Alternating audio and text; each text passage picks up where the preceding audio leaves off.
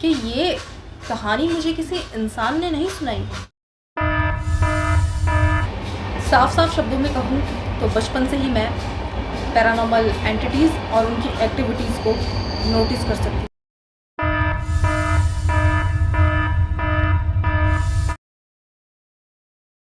Paranormal world, अब सामान्य दुनिया, ये नाम सुनते ही कितनी बेचैनी सी होने लगती है ना। कैसी घबराहट होती है, डर, घबराहट, बेचैनी, पसीना और उसके साथ उन्हें देखने, सुनने और समझने की एक तीव्र इच्छा। अगर आप में भी है तो बने रहिए मेरे यानी राजश्री के साथ। जी हाँ, myself Rajshree, I am psychic healer and paranormal researcher and you are watching now invisible zone YouTube channel.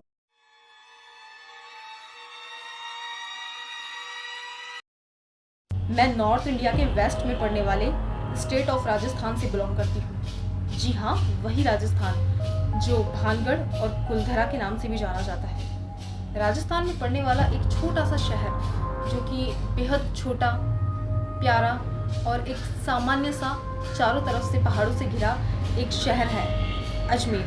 मैं वहीं से हूँ, एक छोटे से प्यारे से सामान्य से शहर की सामान्य सी लड़की। लेकिन मेरा बचपन बाकियों की तरह सामान्य नहीं रहा।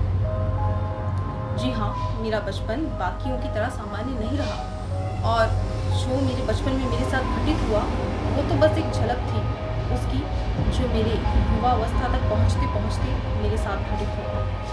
अगर साफ साफ शब्दों में कहूँ तो बचपन से ही मैं पैरानॉर्मल एंटिटीज़ और उनकी एक्टिविटीज़ को नोटिस कर सकती हूँ। जी हाँ, ये सच है। मैं उन्हें आसानी से महसूस, सुन और कई बार देख भी सकती हूँ।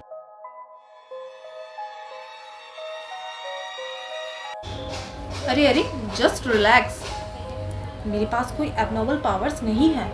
मैं भी आप लोगों की तरह एक सामान्य इंसान ही हूँ।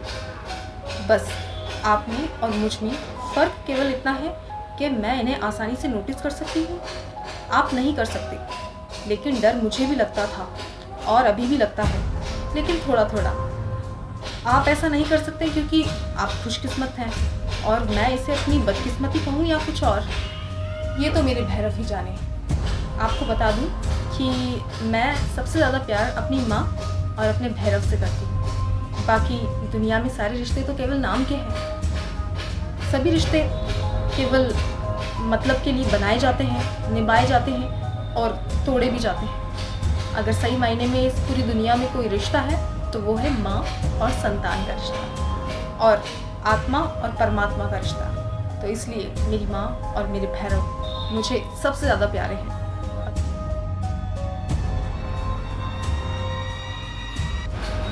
तो अब तक तो आप लोग समझ ही गए होंगे चैनल पर आने का मेरा उद्देश्य केवल और केवल एबनॉर्मल वर्ल्ड की उन घटनाओं को आप लोगों के साथ साझा करना है जो कि मेरे अपने जीवन से जुड़ी हैं।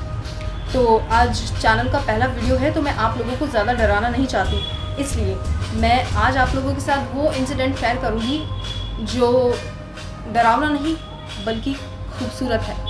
नहीं, बेहद खूबसूरत है। तो ये है एक कहानी और ये कहानी एक नाम के इर्द गिर्द घूमती है और वो नाम है चारुलता। तो घटना की खास बात ये कि ये कहानी मुझे किसी इंसान ने नहीं सुनाई। जी हाँ, तो फिर किसने सुनाई है, ये जानने के लिए आपको वीडियो के एंड तक मेरे साथ बने रहना होगा। तो चलिए बिना देर के शुरू करते हैं आज की ये खूबसूरत कहानी।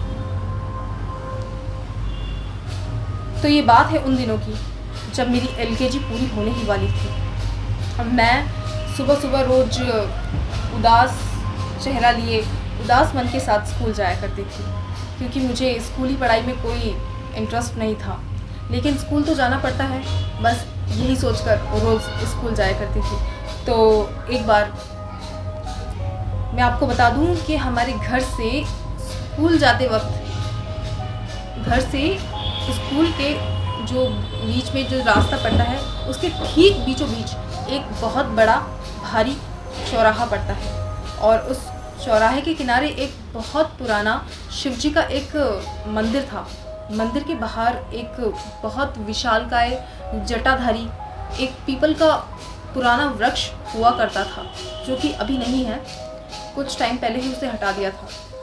तो जब मैं घर से स्कूल जाया करती थी तो वो एरिया जब आता था तो उस जगह के आते के साथ ही मुझे एक अपनापन सा फील होता था।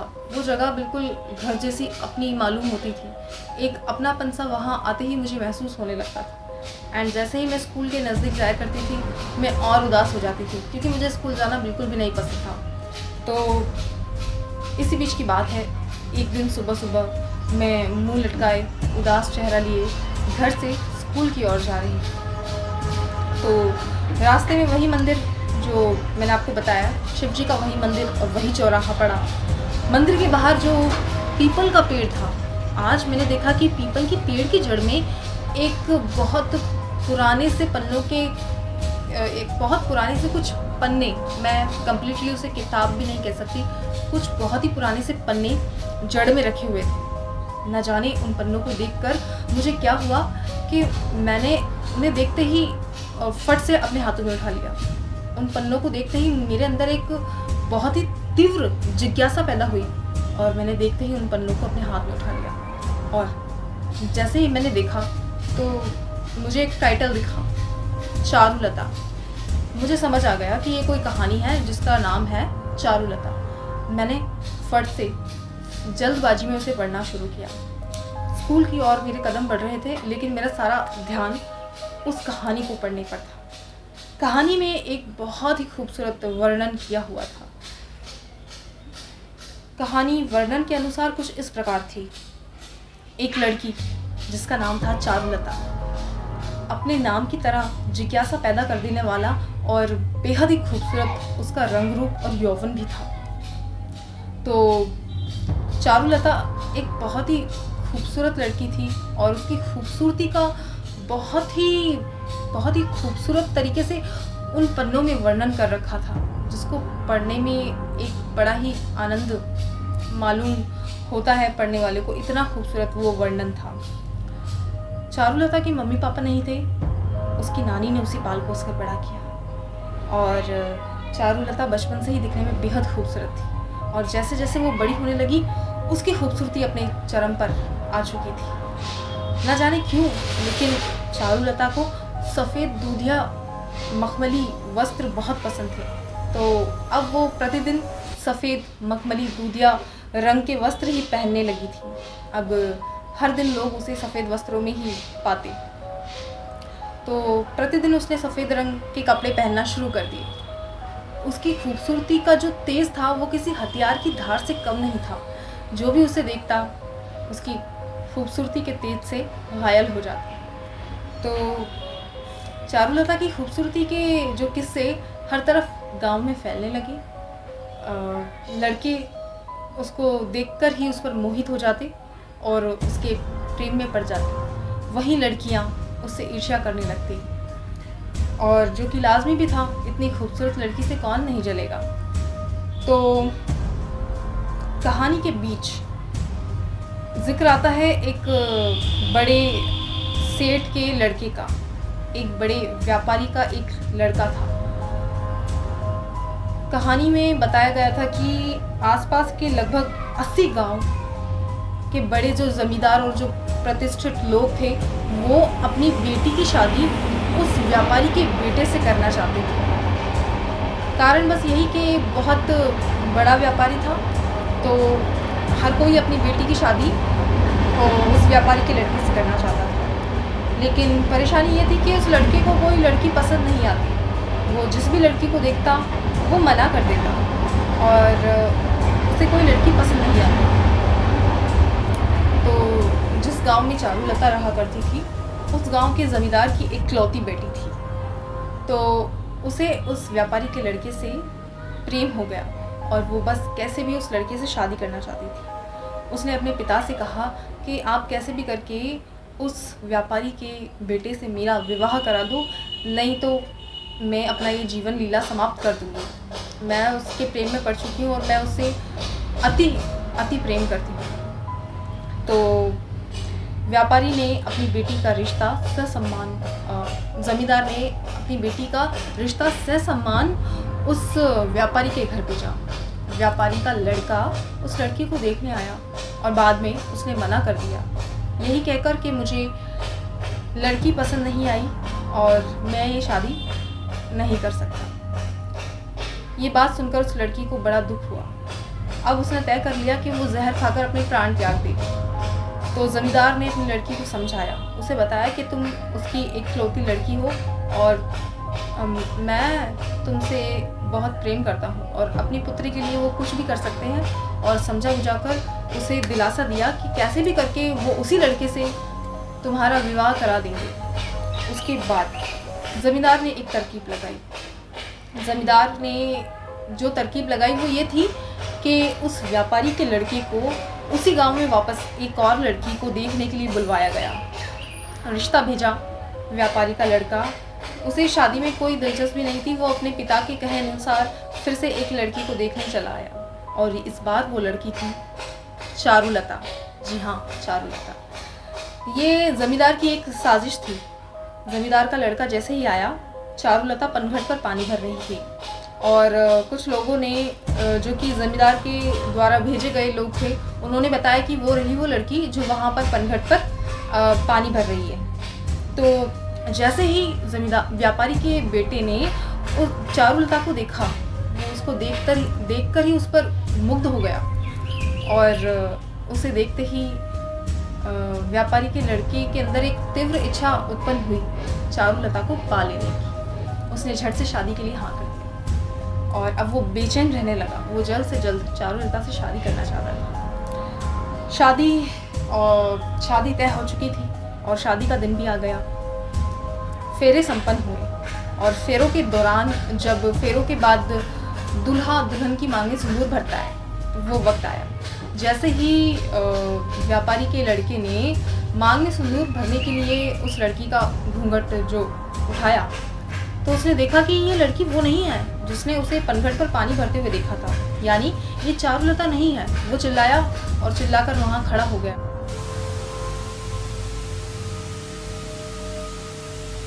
जैसे ही शादी के मंडप में दूल्हा चौंक कर चिल्लाता हुआ खड़ा हुआ, उसके साथ साथ सभी लोग भी चौंक गए। दूल्हा अपने पिता से बोला, पिताजी, ये लड़की तो वो नहीं है जिसे मुझे पनघट पर पानी भरते हुए दिखाया गया था। यानी कि ये लड़की चारुलता नहीं थी, ये जमींदार की बेटी थी और ये सारा खेल जमींदार ने ही रचा था अपनी बेटी की उस व्यापारी के लड़के से शादी कराने के लिए। तो जब व्यापारी ने फटकार लगाकर जमींदार से पूछा कि ये क्या है, तुमने मेरे बेटे के साथ ये कैसा खेल खेला है, कैसा धोखा दिया है हम लोगों को, तो जमींदार के पास कोई जवाब न था। लेकिन व्यापारी के लड़के ने जमींदार से ताड़ते हुए पूछा, वो लड़की कहाँ है जिसको तुमने मुझे दिखाया था, और क्या किया है तुमने उस लड़की के साथ? जल्दी बताओ कि वो लड़की कौन थी। जमींदार ने बताया कि वो लड़की गांव में रहने वाली एक सामान्य सी लड़की है और उसके माता और पिता तो बचपन में ही गुजर गए थे और उसकी नानी, उसका देहांत भी कुछ समय पहले हो चुका है। तो ये सुनते ही व्यापारी बड़ा क्रोधित हुआ और उसने अपनी बारात वापस ले जाने का फैसला किया। आसपास के 80 गांव के लोग वहां इकट्ठा थे। जमींदार और उसकी बेटी की बहुत बेइज्जती हुई। वो व्यापारी का लड़का और व्यापारी अपनी बारात वापस लेकर अपने गांव वापस चले गए।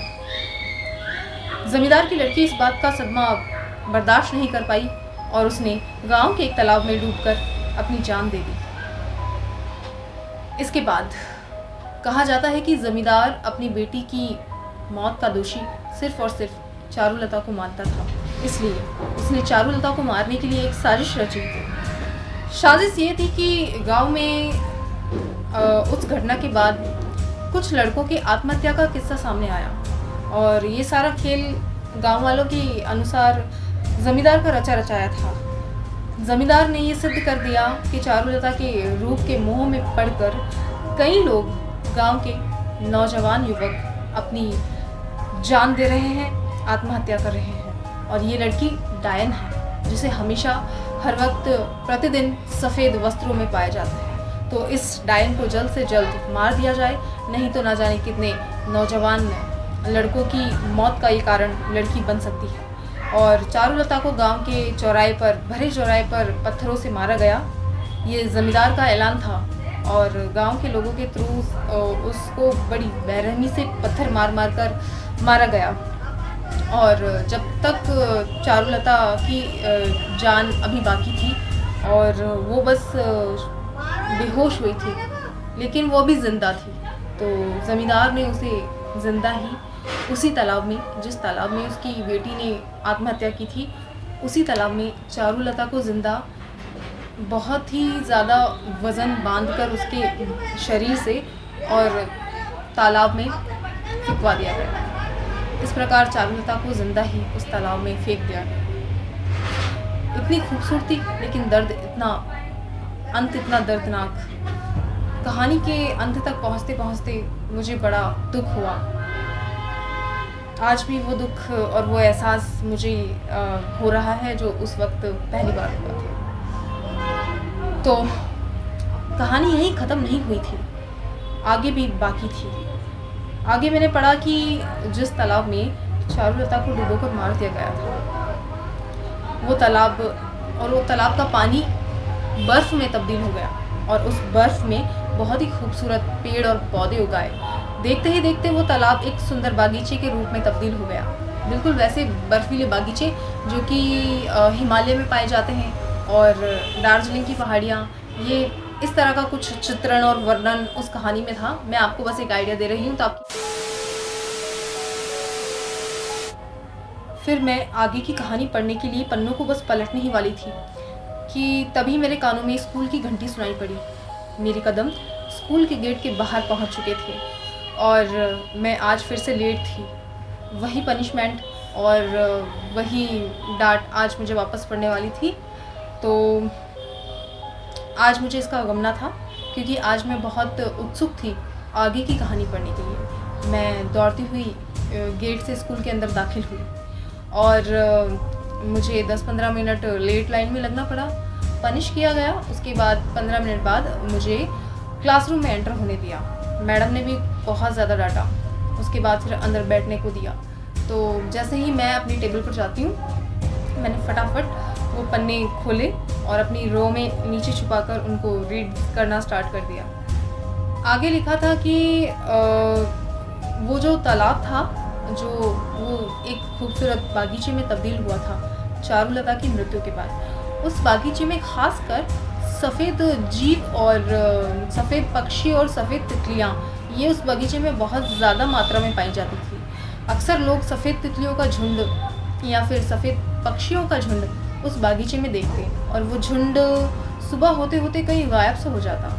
अर्धरात्रि तक ही वो तितलियाँ और वो सफ़ेद पक्षियों का झुंड उस बागीचे में कहीं से आकर बसेरा करते थे। तो आगे उसमें कुछ इस प्रकार लिखा था कि अगर चारुलता को बुलाना है तो आपको उसके लिए एक बहुत ही आसान सी एक विधि करनी होती है जिससे कि चारुलता आसानी से आ जाती है एंड आपकी कोई भी जो इच्छा है उसे पूरा कर देती है। और वो एक बहुत ही आसान सी विधि भी ना कहकर एक बहुत ही आसान सा वो तरीका, इस तरह का कुछ वर्णन था।